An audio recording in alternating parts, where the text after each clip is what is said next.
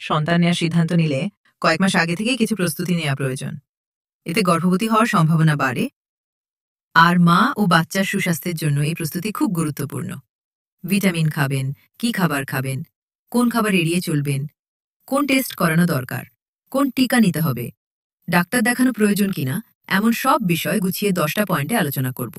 সহজ করে সবকিছু বুঝিয়ে দিব। শুরু করছি। 1. Folic acid. একটা সুস্থ বাচ্চা জন্মানোর জন্য ফলিক অ্যাসিড খুব গুরুত্বপূর্ণ। মায়ের শরীরে যদি পর্যাপ্ত পরিমাণে ফলিক অ্যাসিড না থাকে, তবে বাচ্চার ব্রেন আর মেরুদণ্ডে গুরুতর জন্মগত ত্রুটি দেখা দিতে পারে। এটা ঠেকাতে প্রেগনেন্ট হওয়ার আগে থেকেই সচেতন থাকতে হবে, কারণ গর্ভে বাচ্চা আসার অন্তত 1 মাস আগে থেকে মায়ের শরীরে যথেষ্ট পরিমাণে ফলিক অ্যাসিড থাকা লাগবে। তাহলে করণীয় কি? যখন থেকে আপনি প্রেগনেন্ট হওয়ার চেষ্টা শুরু করবেন, তখন থেকেই প্রতিদিন ফলিক অ্যাসিড ট্যাবলেট খাবেন। এটা চলবে প্রেগনেন্ট হয়ে যাওয়ার পর 12 সপ্তাহ পর্যন্ত। প্রেগনেন্ট হওয়ার আগে থেকে যদি আপনি ফলিক অ্যাসিড না খেয়ে থাকেন, তাহলে যখন জানবেন আপনার গর্ভে সন্তান এসেছে সেই দিন থেকে খাওয়া শুরু করবেন। ডোজ হবে 100 মাইক্রোগ্রাম।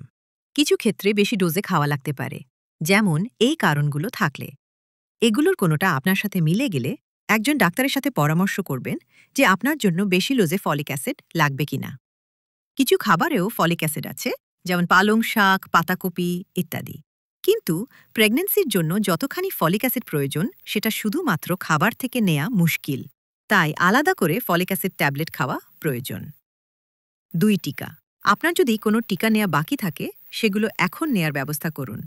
তাহলে সেই রোগগুলো থেকে আপনি এবং আপনার অনাগত সন্তান সুরক্ষিত থাকবেন। এর মধ্যে বিশেষ গুরুত্বপূর্ণ হল হেপাটাইটিস বি টিকা। কেন এই টিকা নিতে হবে? গর্ভবতী অবস্থায় যদি আপনি হেপাটাইটিস বি ভাইরাসে আক্রান্ত হন, তাহলে মারাত্মক রোগ দেখা দিতে পারে এবং আপনার কাছ থেকে আপনার সন্তানও এই ভাইরাসে আক্রান্ত হতে পারে। যাদের জন্ম 2003 সালের আগে হয়েছে বাংলাদেশে, তার ছোটবেলায় টিকা পাননি। 2020 সাল থেকে দেশে শিশুদের এই টিকা দেয়া শুরু হয়। আমি নিজেও ছোটবেলায় হেপাটাইটিস বি টিকা পাইনি, বড় হয়ে দিয়েছি। টিকা নেয়ার আগে একটা রক্ত পরীক্ষা করে দেখা হয় যে আপনি এই ভাইরাসে আক্রান্ত হয়েছিলেন কিনা। আক্রান্ত না হয়ে থাকলে 3 ডোজ টিকা দেয়া হয়।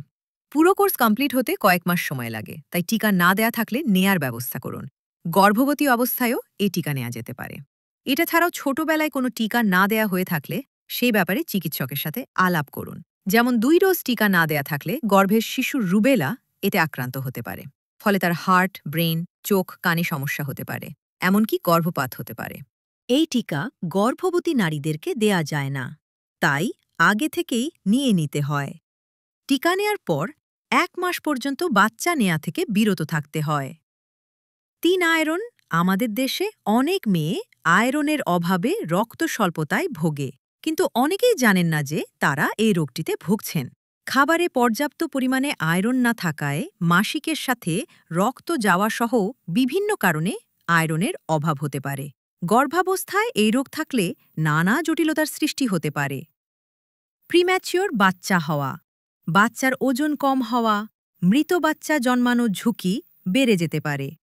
সুখবর হল, এই রোগটি চিকিৎসা করে সম্পূর্ণভাবে সারিয়ে তোলা সম্ভব। সাধারণত কয়েক মাস আয়রন ট্যাবলেট খেতে হয়, তাই আপনি যখন বাচ্চা নেয়ার পরিকল্পনা করছেন তখনই ডাক্তারের সাথে পরামর্শ করবেন। খুব অল্প খরচের একটা রক্ত পরীক্ষা করেই দেখা যায় রক্ত স্বল্পতা আছে কিনা, আয়রনের লেভেল ঠিক আছে কিনা। তারপর প্রয়োজন হলে তখন থেকেই চিকিৎসা শুরু করা যাবে। আর ভিটামিন ডি আমাদের হাড়, দাঁত, মাংসপেশি সুস্থ রাখতে সাহায্য করে।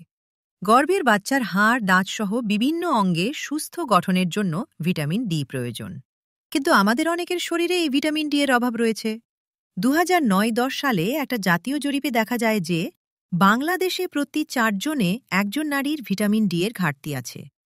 শুধু খাবার থেকে ভিটামিন ডি এর অভাব পূরণ করা যায় না। সাধারণত রোদে গেলে শরীরে ভিটামিন ডি তৈরি করে নেয়। রোদে না যাওয়া, রোদে গেলেও শরীরের প্রায় সবটুকু কাপড় দিয়ে ঢেকে রাখা, চামড়ার রং ইত্যাদি কারণে অনেক নারীর ভিটামিন ডি এর ঘাটতি থাকে। চিকিৎসকের সাথে পরামর্শ করে জানবেন আপনার ভিটামিন ডি এর ঘাটতি আছে কিনা। ভিটামিন ডি এর ঘাটতি থাকে তা সহজেই পূরণ করা সম্ভব। ডাক্তার বলে দিতে পারবেন কী মাত্রায় ভিটামিন ডি খেলে অভাব পূরণ হবে। 5. ক্যাফিন। গর্ভবতী অবস্থায় অনেক বেশি ক্যাফিন খাওয়া বাচ্চার জন্য ক্ষতিকর। অনেকগুলো গবেষণায় দেখা গেছে যে মা উচ্চ মাত্রায় ক্যাফিন খেলে বাচ্চা কম ওজন নিয়ে জন্মগ্রহণ করতে পারে। ফলে নানাবিধ স্বাস্থ্য সমস্যা দেখা যায়। মিসক্যারেজ বা গর্ভপাতের সম্ভাবনাও বাড়তে পারে। তাই গর্ভাবস্থায় পরামর্শ দেয়া হয় সীমিত পরিমাণে ক্যাফিন খেতে, ২০ মিলিগ্রামের মধ্যে রাখতে। হুট করে ক্যাফিন খাওয়া কমিয়ে দেয়া অনেকের জন্য কষ্টকর হয়। তাই খুব বেশি খাওয়ার অভ্যাস থাকলে এখন থেকেই কমানো শুরু করা ভালো। কোন খাবারে কতটুকু ক্যাফিন থাকে তা বলে দেই। ২০ মিলিগ্রামের হিসেব মিলাতে তাহলে সহজ হবে। চা, coffee, Coke, soft drinks, energy drinks, chocolate ইত্যাদি খাবারে ক্যাফিন থাকে। সাধারণত ৩৫০ ml ১ কাপ চায়ে ৭৫ মিলিগ্রাম ক্যাফিন, আর ইনস্ট্যান্ট কফিতে ১০০ মিলিগ্রাম ক্যাফিন থাকে। অর্থাৎ গর্ভবতী অবস্থায় দিনে ২ কাপ কফি অথবা ২.৫ কাপ একটু বেশি পরিমাণ চা খাওয়া যাবে। তবে কোক, চকলেট বা অন্য কোনো ক্যাফিন জাতীয় খাবার খেলে সেই অনুযায়ী কমিয়ে চা কফি খেতে হবে। ৬. ওজন। আপনার ওজন যদি স্বাভাবিকের চেয়ে বেশি হয় তাহলে গর্ভধারণের সময় নানা রকম রোগ দেখা দিতে পারে, যেমন diabetes, high blood pressure, pre eclampsia ইত্যাদি। আবার বাচ্চা প্রসবের সময় বাচ্চার কাঁধ আটকে যেতে পারে। বাচ্চা প্রসবের পরে অনেক রক্তপাত হতে পারে। নরমাল না হয়ে সিজার করা লাগতে পারে। ওজন স্বাভাবিক থাকলেও এই সমস্যাগুলো দেখা দিতে পারে, কিন্তু ওজন বেশি হলে ক্ষেত্রভেদে এগুলোর সম্ভাবনা ২ গুণ, ৩ গুণ, ৪ গুণ বেড়ে যায়। আবার ওজন যদি স্বাভাবিকের চেয়ে কম হয় তখনও কিছু সমস্যা দেখা দিতে পারে, যেমন বাচ্চা প্রিম্যাচিওর হতে পারে, অর্থাৎ সময়ের অনেক আগে প্রসব হতে পারে। বাচ্চার ওজন কম হতে পারে। তাই গর্ভধারণের আগে মায়ের স্বাভাবিক ওজন থাকা খুব গুরুত্বপূর্ণ। কমও না, বেশিও না। যখন আপনি বাচ্চা নেওয়ার পরিকল্পনা করছেন, আপনার ওজন মেপে দেখবেন স্বাভাবিক আছে কিনা। এটা বোঝার জন্য সাধারণত আমরা দেখি উচ্চতা অনুযায়ী আপনার ওজন ঠিক আছে কিনা। এই মাপকে বলা হয় বডি মাস ইন্ডেক্স বা বিএমআই। এই হিসাব কিভাবে করতে হয় তা যদি আপনার অজানা থাকে তাহলে অনুগ্রহ করে কমেন্টে আপনার উচ্চতার ওজন লিখে দিবেন। কিছু দিনের মধ্যে রিপ্লাই করে জানিয়ে দেওয়ার চেষ্টা করব আপনার ওজন স্বাভাবিক মাত্রায় রয়েছে কিনা। ওজন যদি স্বাভাবিকের চেয়ে কম বা বেশি হয় তাহলে সেই অনুযায়ী পদক্ষেপ নেবেন। আর একটা কথা মনে রাখবেন, যদিও অতিরিক্ত ওজন নিয়ে গর্ভধারণ করলে ঝুঁকি বেশি, কোনোভাবেই গর্ভবতী অবস্থায় ওজন কমানোর চেষ্টা করা যাবে না। স্বাস্থ্যকর খাবার। আমাদের প্রত্যেকের সবসময় স্বাস্থ্যকর খাবার খাওয়া উচিত। তবে আপনি যখন বাচ্চা নেবেন বলে ঠিক করেছেন তখন স্বাস্থ্যকর খাদ্যাভ্যাস গড়ে তোলা খুবই গুরুত্বপূর্ণ। খাবার সময় দেখা যায় আমরা ভাগটাই বেশি খাই। প্লেট ভর্তি করে ভাত নিয়ে সাথে অল্প তরকারি নেই, কিন্তু এভাবে খেলে শরীরের যা পুষ্টি দরকার তা পূরণ হয় না। তাহলে কি করতে পারেন? প্লেটে আগে ভাত না নিয়ে আগে বেশি করে সবজি নিবেন। চেষ্টা করবেন প্লেটের অর্ধেক শাকসবজি ও ফলমূল দিয়ে পূরণ করতে। অবশ্য আমরা সাধারণত প্লেটে ফল নিই না। খাওয়ার আগে বা পরে বা নাস্তায় যে ফল খাবেন চিন্তা করবেন সেটুকু প্লেটে রাখলে সবজির সাথে ফল মিলে পেটের অর্ধেক ভরে যায় কি না। তারপর প্লেটের ৪ ভাগের ১ ভাগ নিবেন আমিষ জাতীয় খাবার, যেমন মাছ, মুরগির মাংস, ডাল ইত্যাদি। আর প্লেটের বাকি অংশে অর্থাৎ ৪ ভাগের ১ ভাগ নিবেন ভাত বা রুটি। সাদা চাল। সাদা ভাতের পরিবর্তে লাল চাল, লাল আটা ব্যবহার করার চেষ্টা করবেন। অর্থাৎ ভাত দিয়ে তরকারি খাওয়ার বদলে আপনি তরকারি দিয়ে ভাত খাবেন। অল্প ভাতের সাথে বেশি তরকারি খেতে চাইলে তরকারিতে একটু কম মশলা, লবণ দিতে হয়। এভাবে খাওয়া শুরু করলে আপনি আপনার মুখের স্বাদ অনুযায়ী রান্না করে নিতে পারবেন। কিছু খাবার এড়িয়ে চলার চেষ্টা করবেন, যেমন highly processed food, fast food. যেসব খাবারে অতিরিক্ত পরিমাণে তেল, চর্বি, চিনি, লবণ দেয়া আছে।